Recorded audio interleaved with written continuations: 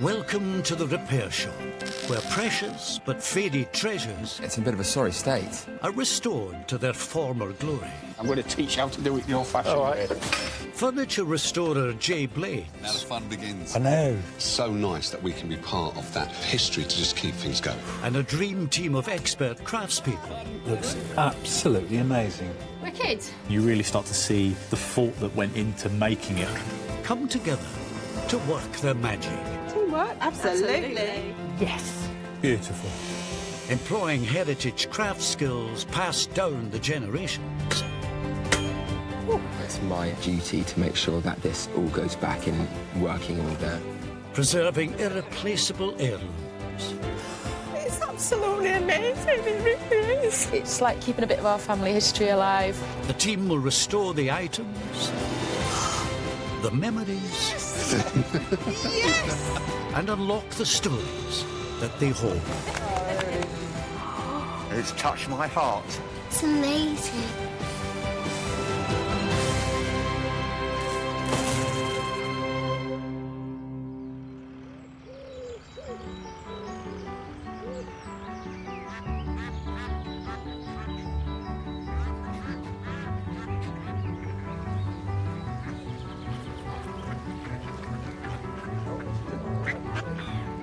Hey, ducks. Kind of balm therapy, isn't it? It is lovely. Lovely, so waxy. All right, that's enough of the ducks. Back to work.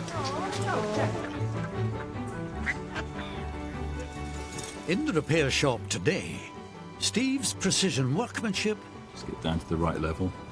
brings a clock back from the brink. And just take little bits off at a time. It's all done by eye. You need double glasses for this. While Brenton gets hot and bothered, trying to resurrect a mythical creature. This is a moment of concern for me, because I could melt these two bits of brass and ruin them.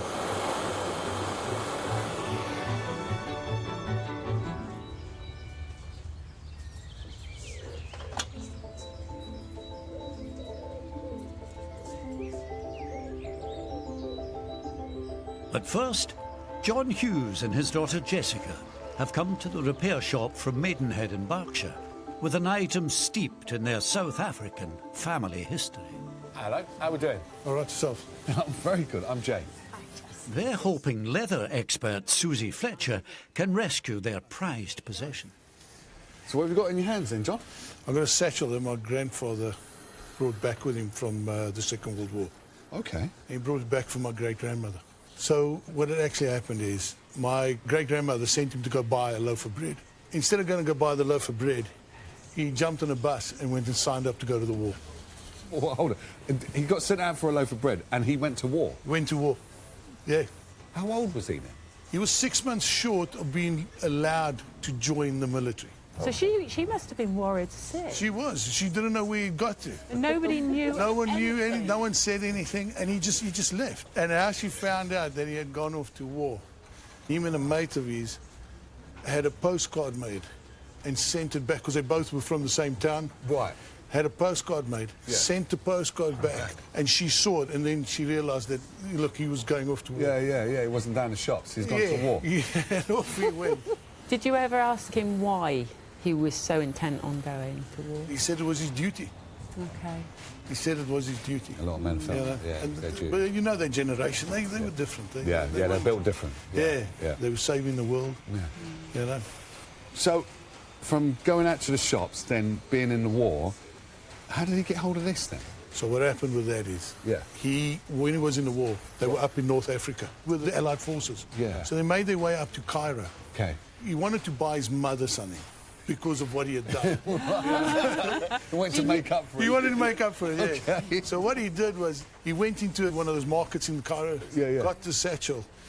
As he walked out of the market, a bomb went off, and he took shrapnel. And if you notice on here, see that? Yeah. That's blood from him, with the way he was holding it.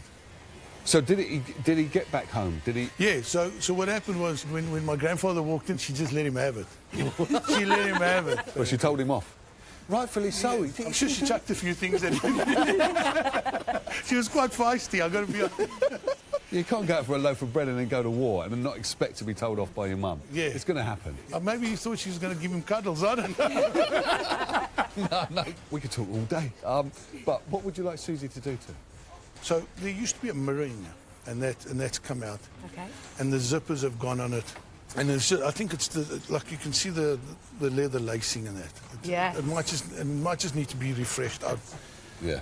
It is rather beautiful, isn't it? Yeah. I mean, the artwork on it, if you look at the... Exactly, yeah. Yes, it really is a beautiful piece.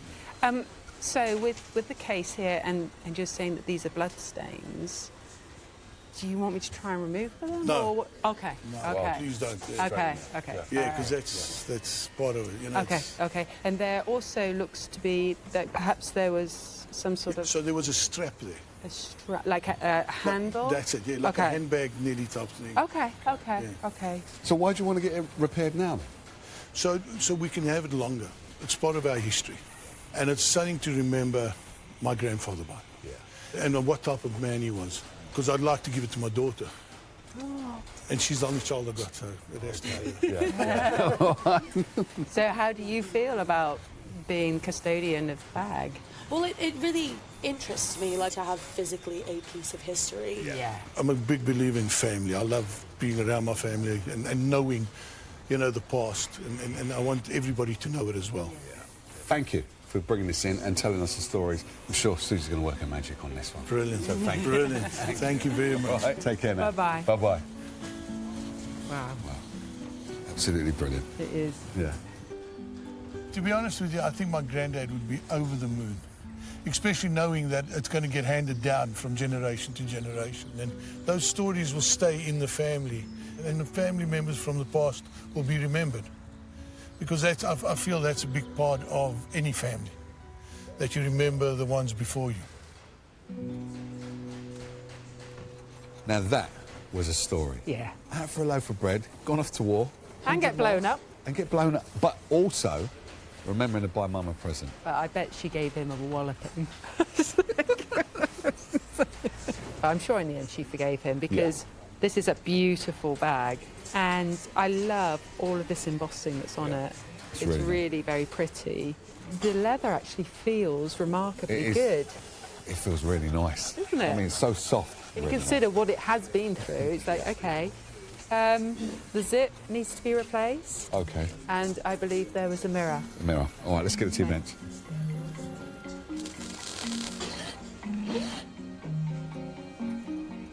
Susie's first job is removing the old broken zip and sewing in a new one with the help of an old friend. So this is Pearl.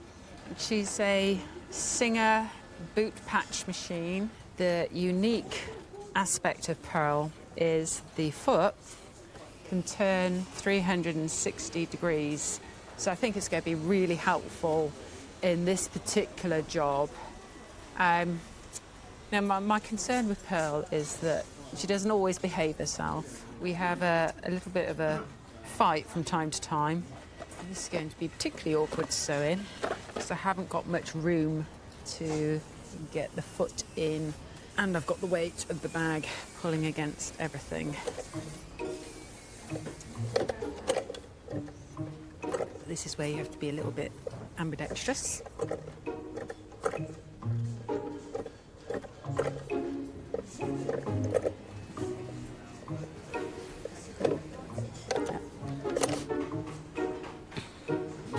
Well done, Pearl. So let's see if this zip's going to work. Yeah, see, that's why I love her. She does what she needs to do when she has to do it.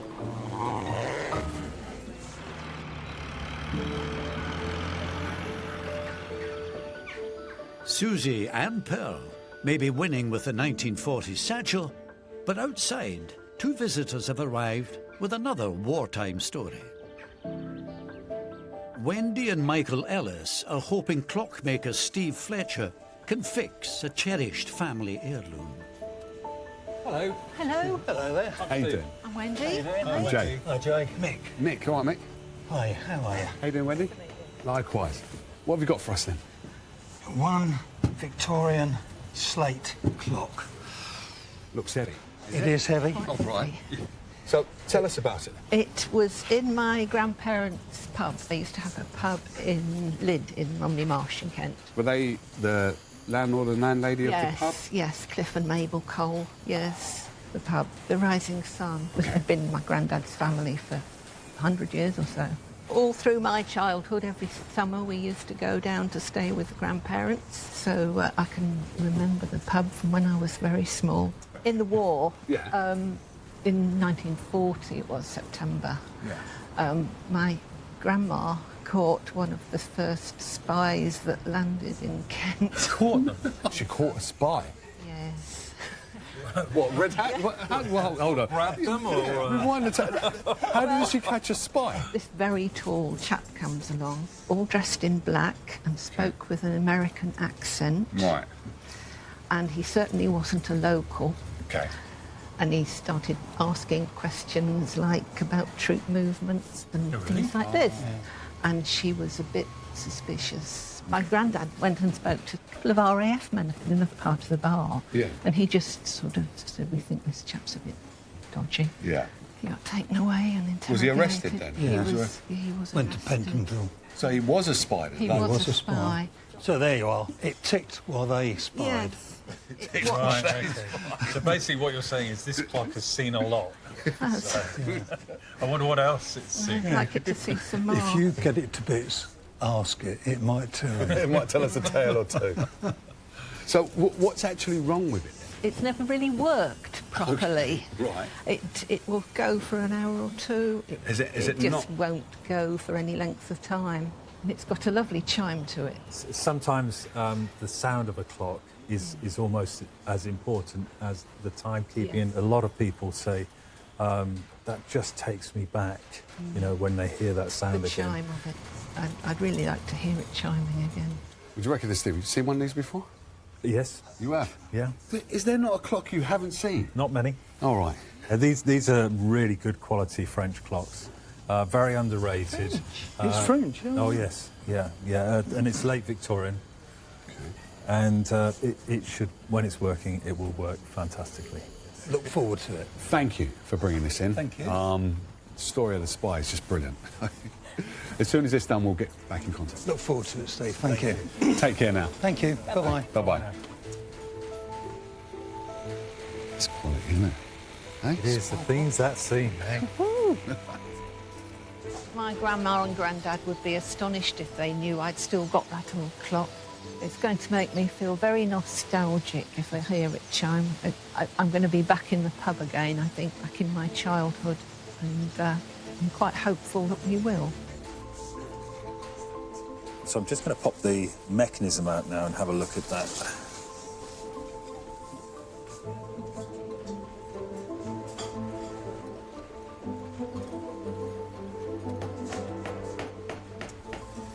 It's almost like a detective story when you take a clock apart like this. There's actually all the fingerprints from a previous person that's taken this clock apart. I would suggest not a clockmaker because we try not to get fingerprints on any clocks. Also, this hammer is missing its leather pad as well, so when it hits the gong, it would be metal to metal and really sound very tinny. So I'll put a leather in there, and that'll make the strike nice and mellow. There's one particularly bad pivot here, which is very, very black and dirty. That will almost certainly be worn. Right, so I'm just going to take the mechanism apart. This is the point where I actually look at every single tooth in the clock, just to make sure it's not bent or worn. Because the slightest bend on any of the teeth will stop a clock.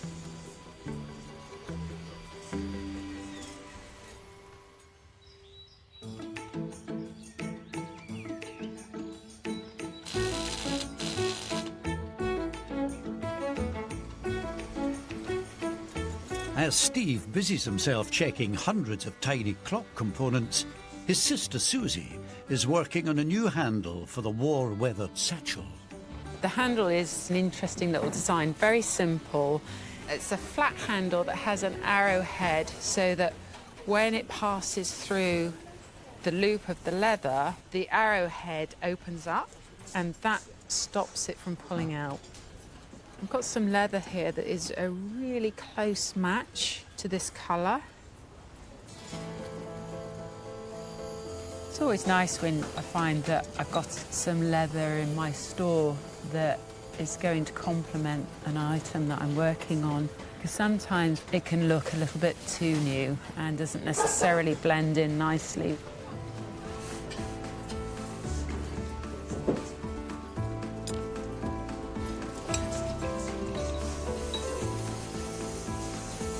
Okay, that's good.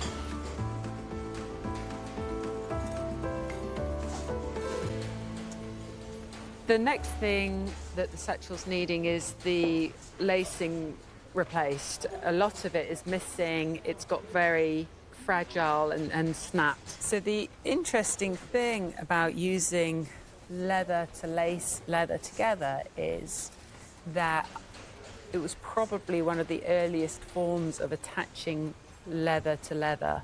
When you think about leather being used as clothing, you would have had little strands left over that would make sense because there wasn't cotton. So I've got this lovely thin leather. Having cut the new leather to the right width, Susie dyes it to match the remaining lacing, meaning her repairs will seamlessly blend in with the original. I'm just finishing up putting the new lacing in on one side, but before I go any further, I've got a new piece of mirror. This acrylic mirror should be able to take lots of knocks and bangs without smashing. So the first thing I need to do is to go ahead and glue this in place. I'm just putting a piece of leather in here because I don't want the contact cement gluing it all together. Now I can slide the piece of acrylic mirror along this piece of leather whilst I get this in position. So pretty much got one shot at getting this right. To get it nice and equal all the way around. Okay, I'm happy with that position, and now I can pull this leather out. There we go. So that's nicely in place.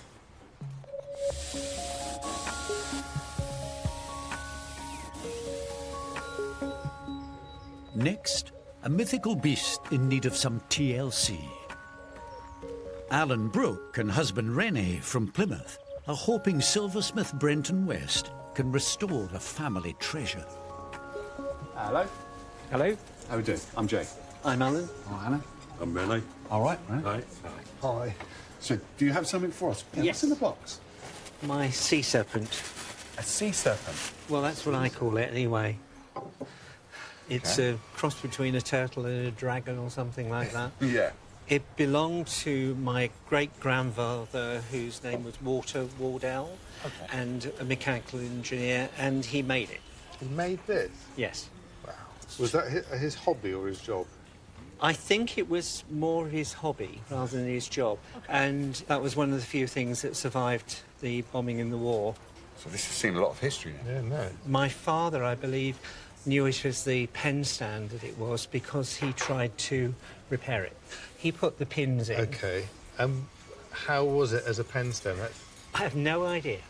I wouldn't know it was a pen holder unless you told me. So what do you know about your great-grandfather Walter then? I know that he died in 1911. Right. He died of blood poisoning when a filing got into his eye from something he was making. Oh. And really, that's why this is so special, because the only thing I've got from my great-grandfather, and for them to have held on to it must have meant something. Yeah, definitely. Yeah. And where does it sit in the house then? Currently on a shelf at the back. It looked a bit sorry for itself, and so it's never really been on display. On display, But it would be nice to have it yes, functional and four-legged again, wouldn't it? Yeah. Functional, four-legged, standing up. Yeah. So what would you like us to do to it then? So a new leg put onto it. This leg is missing. Yeah, and the leg is missing. The legs are bent, and also if you were able to come up with an idea of how it would look as a pen stand for 1 or 2 pens to lay on, Thank you for bringing it in. Thanks very much. And once it's finished, or Brenton's worked his magic, we'll get back to you. Thank you. Okay? Thanks very much indeed. All right. Nice to meet you. Take care now. Bye-bye. I think the sea serpent has been grumbling away in the back of the cupboard for long enough, really, and it's about time it came out. I'm feeling a little bit nervous leaving the sea serpent behind, but hopefully it's going to look really good when it's finished. It never ceases to amaze me, the things we get through these stories. Just unreal. I know, Alan's great-grandfather, Walter, must have had a hell of an imagination to be able to come up with something like that. Well, you have a little play. If there's anything I can do to Well, I help will you. need some brass. OK. Some brass sheets, but I'll let you know the size and everything when I know. No problem. I need OK. to get it over to you eventually. OK.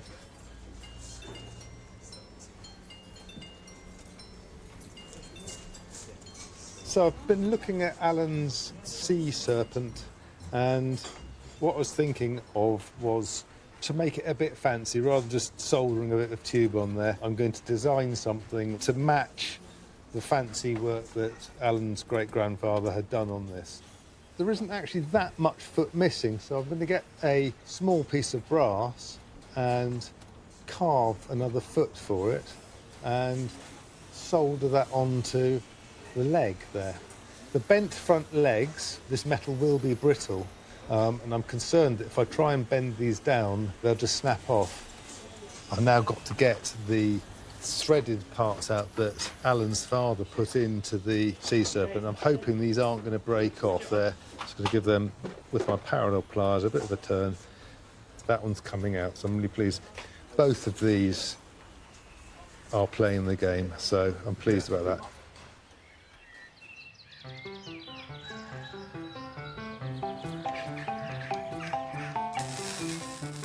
While Brenton battles the sea serpent, Steve's reached the next stage of his restoration of the spy catcher's clock. Just putting the clock bits in the cleaning fluid. This is the first step in lifting decades of dirt and grime from the clock's mechanics.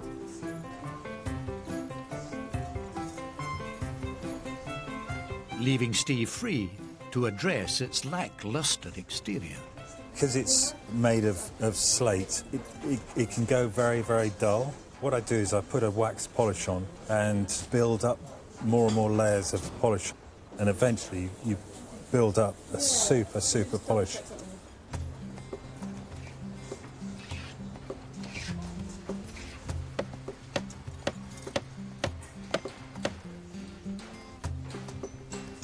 Right, this is one of the best bits.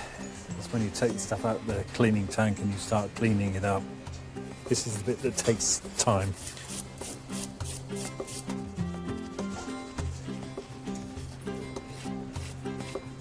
So that's come up really, really well. It's beautiful. That's the way it would have been when it was new. Back in the day that these were made, they were just made by hand. And the clockmaker 100 years ago, 120 years ago, will have spent hours just making a small component like this. I have so much respect for the people of old that used to do this sort of work.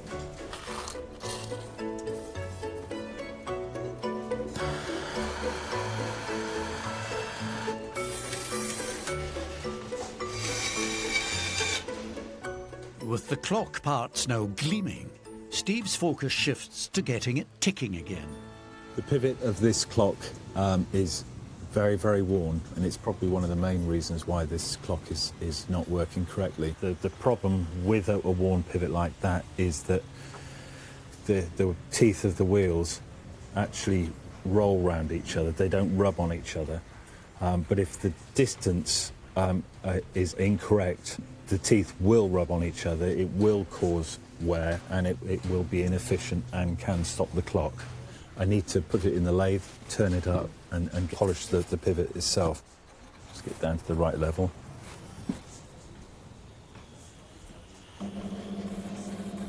And just take little bits off at a time. It's all done by eye.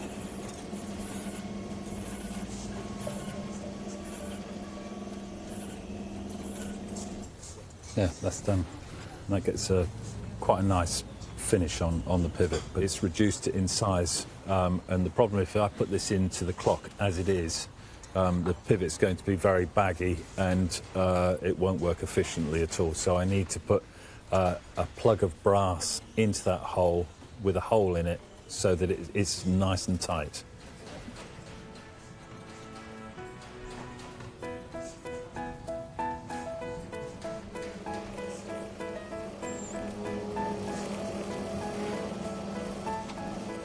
I'm almost there now. You can feel as you're cutting it, actually. Yeah, that's good. Right, that's all ready now, and I'll pop it into the place.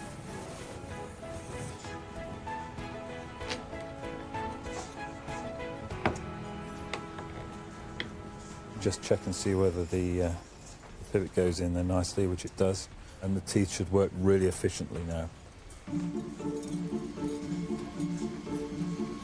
Steve must now rebuild the clock, fitting the hundreds of tiny components back together.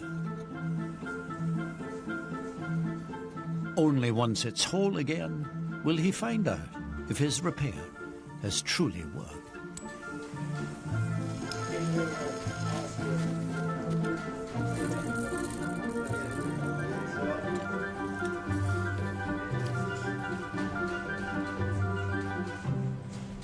That's great. Whenever you get a mechanism together and it's got a nice lively tick like this, it's always a good feeling. You think, yeah, that's going to go well.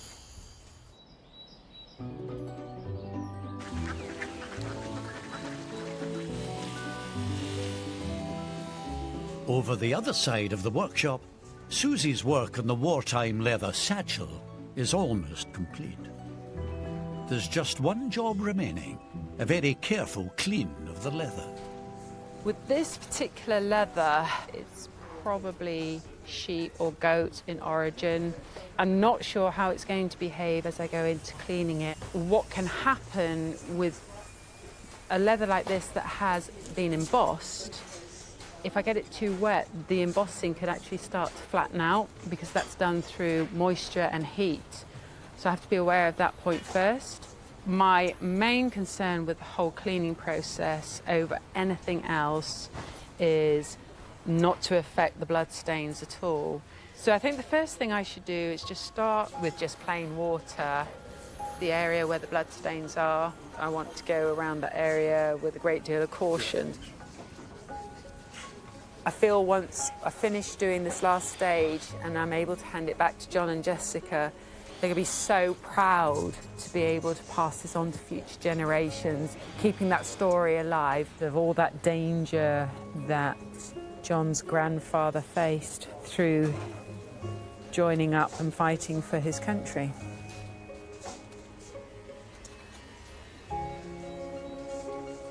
John and his daughter Jessica have returned to be reunited with the bag that is a tangible reminder of their South African family history. The satchel is important to us because it's something to remember my grandfather by and the story that's behind it and what he did in the Second World War. We're hoping it's all okay and we can't wait to see it.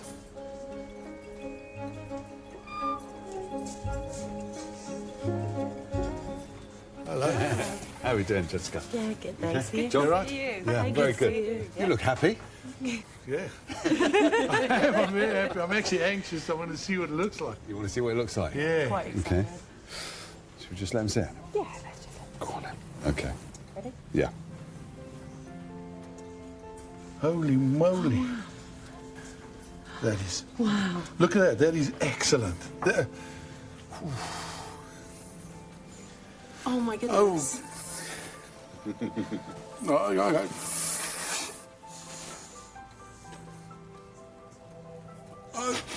don't know how to explain. This is, you don't know what this means to us, honestly. We've been looking for someone for a long time to do this. Yeah. And you know, after my grandfather passed away and my father passed away, I was too scared to give it to anybody. Honestly, I was. But I don't know how to thank you. You did a magnificent job, honestly. It's how I remember it when I was a kid. Yeah. You know? Yeah. It's had the Susie treatment. This is incredible. I mean, it was falling apart. And that's yours. I know. Oh. It's amazing. It's amazing. Thank you very much. Thank you. That is incredible. Thanks a lot. You're John. really very welcome. It's been a pleasure. Thanks. Enjoy it. Guys, take care. Take care now. Cheers, okay? Bye. Bye-bye. Oh, well done you, man. Yeah, that's what we want. I'm just so happy that it's fixed. It's very dear to us. We might be long forgotten, but the Satchel will carry on our legacy, which I'm very happy about. I'm over the moon.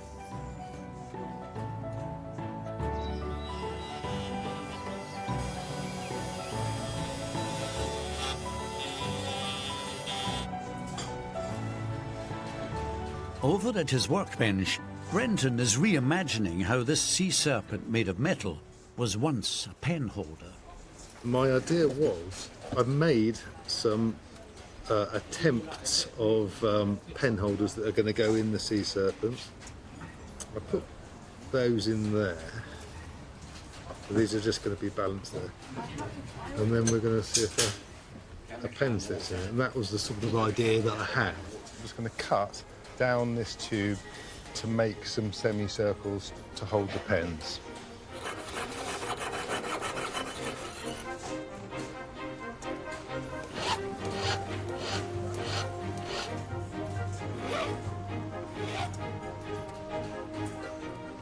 Make sure they line up.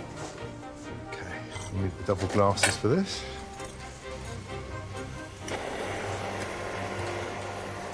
Got to be a little bit careful with brass because its melting temperature is well within the heat of this torch. I could melt these two bits of brass and ruin them.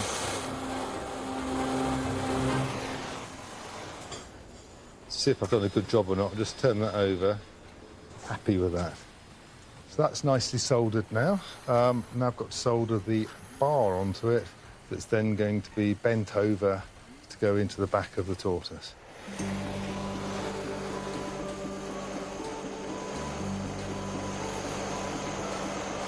So that's soldered up now. I just have to let that cool down and I can clean that up and get it ready to fit into the sea serpent.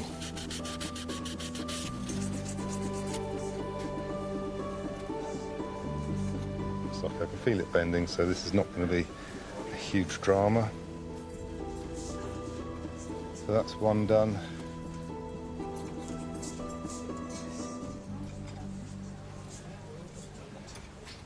It looks brilliant. I'm really, really, really chuffed with that. I hope Alan likes it too. The next stage is for Brenton to recreate the unsteady beast's missing foot. I've got a piece of brass.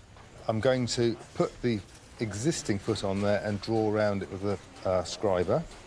To make the sea serpent whole again, it needs this foot. It looks silly without it. I think this is nearly had enough taken off it, so I can start to fit it up to the stump of the leg.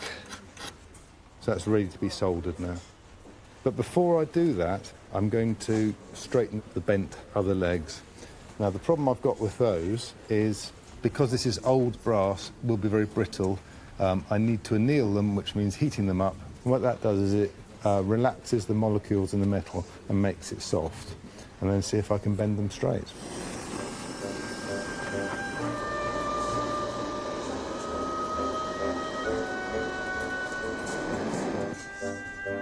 This is a moment of concern for me. I just don't want this leg to snap off. Fingers crossed. Something's happening. So that leg is actually quite good now. He's up in the air, so I'll do that to that one. I am actually having to bang quite hard on that. And I've just got to get that one up. This is the one that worries me because it's so much thinner than all the rest. I'm gaining confidence now. This is when I snap a foot off, I suppose. I'm incredibly relieved that that was something that was sort of preying on me, that I was going to snap another leg off, and it didn't, so I'm pleased. Brenton has conquered the sea serpent, and Steve is also on the home straight with his assignment, the spy catcher's clock.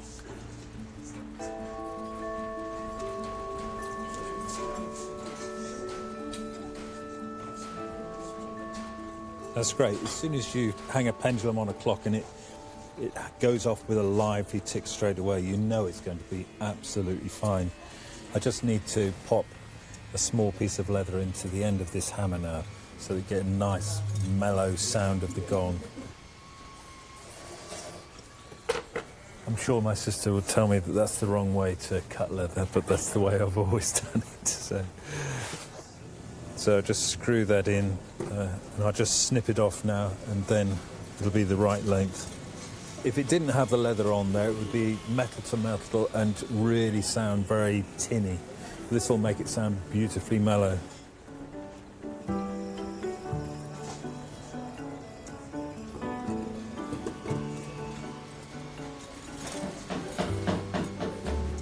Just see if the gong sounds sweet or not. Lovely, nice mellow sound. I'm sure Wendy's going to be really happy with that. Hopefully that's the sound she remembers from when she was a child. Let's keep my fingers crossed.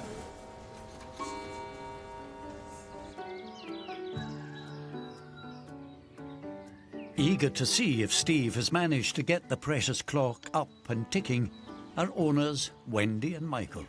The clock is a link with my grandparents, and it's a link to family history as well, so I'm looking forward to hearing it again and seeing it work.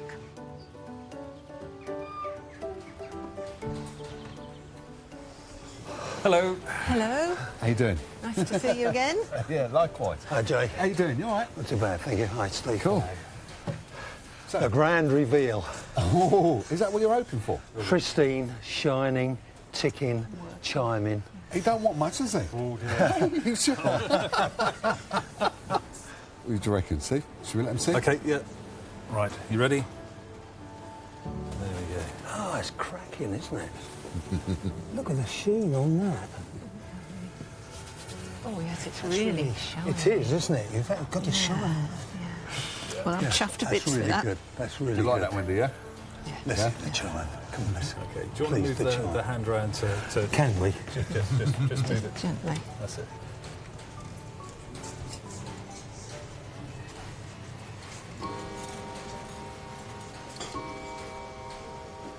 That's really good. That's lovely. That's all history chiming, isn't it? That's really, really good. It takes me back to, well, when I was little in the pub. Yeah. And, yeah, it kind of got that nice echoey sound to it. Love it. It's great. Thank you so much. I'm just so pleased that it's so shining and looks so good. And working. And working. Right. Yes, it's family history, that. Yes.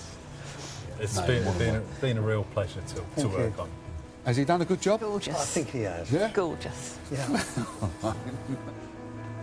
That clock, it's been through the First World War, it's been through the Depression, it saw the spy during the Battle of Britain, it's been banged in a box and falling to bits, and now Steve's put it back to how it should be. Got a new lease of Yeah. life. Yeah. The chime was really the thing that I wanted to hear again. And it really brings back childhood memories now. It's got a lovely sound to it, and it's so nice to hear it again.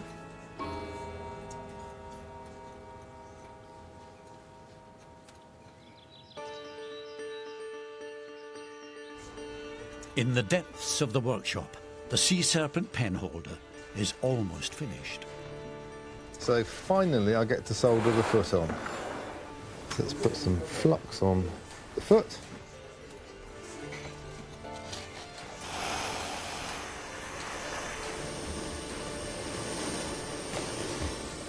Okay, I think that's flowed through now. It's gone together well.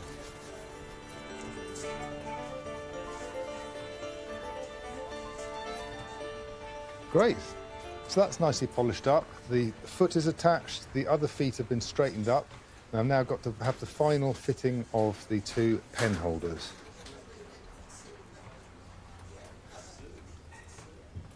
There we go. Let's just see if these 2 pencils fit in. There we go. Now Alan can put that on his desk and hopefully enjoy it for years to come. The restoration of Alan's treasured item is complete, and it's time for him to be reunited with the curio, handcrafted by his great-grandfather. The sea serpent is very important to me because it reminds me of my childhood. I have no idea what it's going to look like. I gave Brendan carte blanche. A bit excited, really, to find out what he's done. Hello. Hello. How are we doing? Fine, thank you very much. Hi, Alan, Nice all to right? see you again. Fine. Right. Got a smile on? Yeah. Yes. What were you expecting to see? At least if he's managed to get some of his raw back, then I'll be very happy. And take me back to my childhood, hopefully. All right. Well, shall we do this then? Yes, let him see. Oh, wow. Oh, that's amazing. That doesn't look like anything I imagined it was going to look like. Hopefully in a good way. Oh, yeah. I am so pleased. Thank you so much. That really is special. Thank you. And the leg, well, I would never know it was broken now.